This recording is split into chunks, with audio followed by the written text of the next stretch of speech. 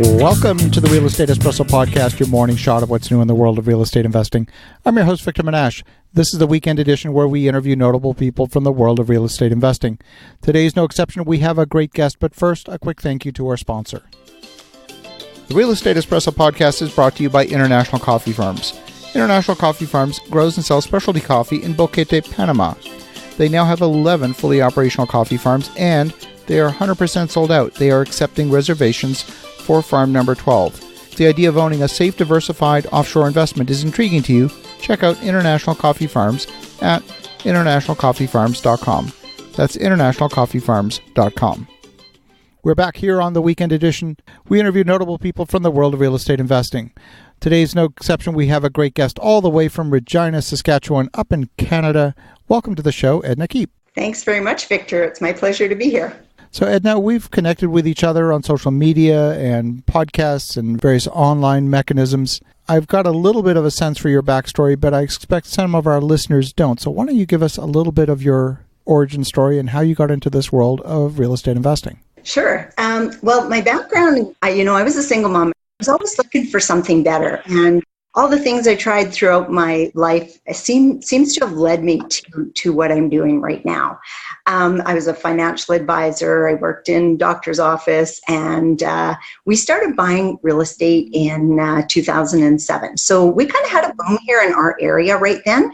Before that, we just never paid attention to real estate. And all of a sudden, it seemed like everybody was buying real estate, making money on real estate. So we thought we would check into it and maybe buy just a couple of properties. And, here we are 12 years later, and we have 522 doors and working on another 100 as we speak. And we're actually building some too. So we've immersed ourselves totally. We love the industry. Love dealing with all the people in the real estate world that we've met. So it's been a lot of fun. Now, are you investing locally? Are you investing in multiple different geographies? What's the play? We are mostly in Saskatchewan, Victor, and when we very first started, we looked throughout the States because that seemed where all the bargains were at the time.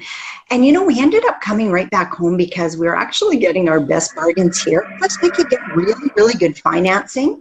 And so we've actually been mostly in Saskatchewan. We do have some stuff in Alberta and some stuff in Manitoba, but mostly in Saskatchewan. And what is it that attracts you to that local market? Is it just the fact that you're local? Is it the fact that the numbers work? What makes that particular area attractive? It started out being just because it was local and it was easy for us to manage. We actually ended up buying 2 condos about 3 blocks away from our house. That was our first 2 purchases. But the numbers work here. We're able to cash flow. Of course, mortgage pay down, we absolutely love where the tenant's paying our buildings off. And now we've branched off a little bit into Airbnbs, which our city has actually given an A- rating for Airbnbs. So that's the main reason. There's a lot of communities, a lot of regions where there isn't necessarily that real hotbed of economic activity. I mean, we're not talking New York, we're not talking San Francisco or Toronto for that matter. We're talking about really the heartland of the country. And you don't typically see huge price appreciation, but people live, they work, they have great jobs, there's economic stability. That can often translate into very, very strong cash flows. I'm thinking of markets in the U.S. that are very similar to that. Places like Indiana have a very similar kind of feel. Is that your perspective as well? You know what? Absolutely. We don't get a ton of appreciation. As a matter of fact, that used to be one of the things where I sold against real estate when I was a financial advisor. I'd go, really? You want to invest in an asset class that pays you about 3% a year? But that was before I understood the leverage, the power of leverage, the mortgage pay down, the forced appreciation, all that sort of thing. So yeah, we're very stable here. We're in a bit of an overbuild situation right now we're competing against brand new condos, which makes it a little bit tougher. But you know what? It just forces us to get creative and find different ways to make our buildings cash flow. And are you focused mostly on single-family homes, on multifamily? What's the focus? Mostly multifamily. We started out with single family. Like I said, our first purchase was a condo, second purchase was a condo, third purchase was a duplex. Then we kind of stuck around duplexes and fourplexes for a while. Then we hit that proverbial ceiling where we couldn't get any more mortgages. So we joint ventured on, I think, a dozen houses in a year. And then we realized that we really need to move into multifamily. So since 2009, we've been primarily multifamily, and that's about all we buy right now. And when you say multifamily, are you talking about very large complexes? Are you talking about the 20, 30 unit, 3-story walk-up? What's the focus? Mostly the smaller. In Saskatchewan, there's not a ton of really big ones. So our focus is anywhere from 8-plex to 36 units. And who's typically your target client? The typical working person. We like to keep our properties close to downtown, close to the hub. And so typical working person, a lot of government people. We get a few social services. We don't target that area. Right now, like I said, it's a little bit tougher market, so we're opening the doors a little bit more. We try to screen really, really closely. Basically, your blue-collar employee is our target. There's so much need in that particular segment, not just in Canada, but right across America as well. And it's an area where there is a genuine lack of affordable housing. I mean, we hear politicians beating the drum every day on the lack of affordable housing. And this seems to be the asset class that you are most focused on. Yeah, you're right. It is, and we agree with that. Our mantra is kind of safe, affordable housing, clean, safe, affordable housing. So we buy in that market where the buildings are maybe late 60s, early 70s, good areas, but they're not brand new. I know you're focusing on brand new. We're starting to look at building some of our own, but that's been our target, and it's worked very well for us. The key in that kind of an asset class, people talk about property management, but I think that's a bit of a misnomer, because at the end of the day, the property's an inanimate object. You're not really managing the property. What you're managing is the tenant relationship, because that's really the only thing to manage. How is that working for you? What are some of the pressure points? What are some of the major issues in working with that particular target client base? Well, we're always looking at ways to add value. Just recently, we started sending out a newsletter to our tenants, telling them, because we got a lot of new Canadians too, and they're working at the local subways and the restaurants and stuff like that, and they don't always know what's going on in Saskatchewan. So we started a newsletter, what's going on in our home province, because we have properties throughout Saskatchewan. And it's a way to show people, what's going on. They don't have to be traveling everywhere to experience great things. There's stuff that's happening here all the time, but people just aren't aware of it. So we started doing that. We, give gift cards at Christmas time. And it is all about keeping your tenants happy, because if they're happy, they're not looking. Right now, we've got a lot of people offering incentives, ourselves included. But if people aren't looking, then those are the best that we have, is the ones who aren't looking. They're content where they are, and they're not looking to see the next bargain out there. Can I get a move-in incentive, free month rent, or get my utilities included, that sort of thing. Of course. So yeah, we work at keeping the good tenants.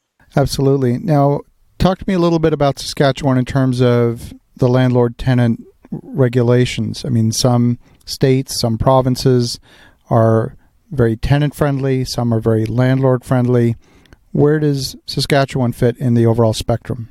That's a good question. Whenever we have to go to the ORT, the Office of the Rentalsman, we always feel like we get shafted. We never get chosen. But in comparison to the rest of Canada, I think Saskatchewan, Alberta, we don't have any rent controls. So the only thing we have is we have to give a certain amount of notice before we can give rent increases. And that part's really nice. The tenants apparently say the same thing about the landlords, that we always win. But sometimes I just feel like I'd like to bypass ORT altogether and not even deal with them. But I think we've got it pretty good here, actually. You often go in front of the rent tribunal for a couple of different reasons. One is to, like you said, get approval for a rent increase. The second is when you have a situation where you have a tenant that's not paying the rent or not complying with the terms of their lease. How easy or difficult is it to enforce the terms of the lease? The one thing my property manager says is about the only time we win consistently is for lack of paying rent. So if they're not paying their rent, we can get them out. We have to wait till the 16th to apply for possession, but we can usually have them out at the end of the month. And I've heard stories of some people where they're trying to kick people out 3-4 months later, but we'll get hold of the sheriff. The sheriff will help us. They're out. So that one works good for us. Where we tend to lose is other stuff. If we have a fight over a security deposit because they left a mess or damage, we tend to not win there. If we have people that give late notice, we had one just recently, they gave us their notice on the 9th, but the letter was dated the 1st, and they sided with them, and we're going like, we received the letter on the 9th. Oh yeah, but she said she dropped it off on the 1st, and look at it, it's dated the 1st. So silly things like that we tend to lose on all the time, but we do get quick possession of our properties if there's issue that way. If you had to leave our listeners with the top tips from a property management perspective, what would they be? Treat your clients like they're customers. Most of these people are giving you $10,000, $12,000 a year. That's a lot of money.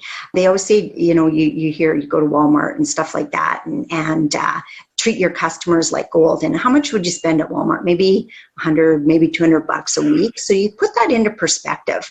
We earn a lot of money from our tenants. They're paying off our buildings. We have to treat them like gold. I love that. If folks want to get in touch, what's the best way? Best way to reach out to me is on my website, ednakeep.com, and or my email address is actually edna@ednakeep.com. So that'll be two great ways. And you're also involved in education. You hold workshops, various things like that. You want to talk about that? Sure. I actually offer a course because I found a lot of people were like ourselves. We got stuck. We weren't able to get any more mortgages. Happens with a lot of people when they're getting houses. Used to be we could get 15. I think that's what we got before we were cut off. But people nowadays, 3, 4, and they can't purchase any more properties and they're stuck. So I help them get beyond that and able to scale their business through teaching them about buying multifamily, and also teaching them how to raise capital through their friends, family, and business associates primarily. And that's working really, really well, too. I love it. Well, thank you, Edna. Great to catch up with you again. And for the listeners at home, definitely reach out to Edna at ednakeep.com. That's spelled EDNAKEEP.com. And in the meantime, have an awesome rest of your weekend. Go make some great things happen. We'll talk to you again tomorrow.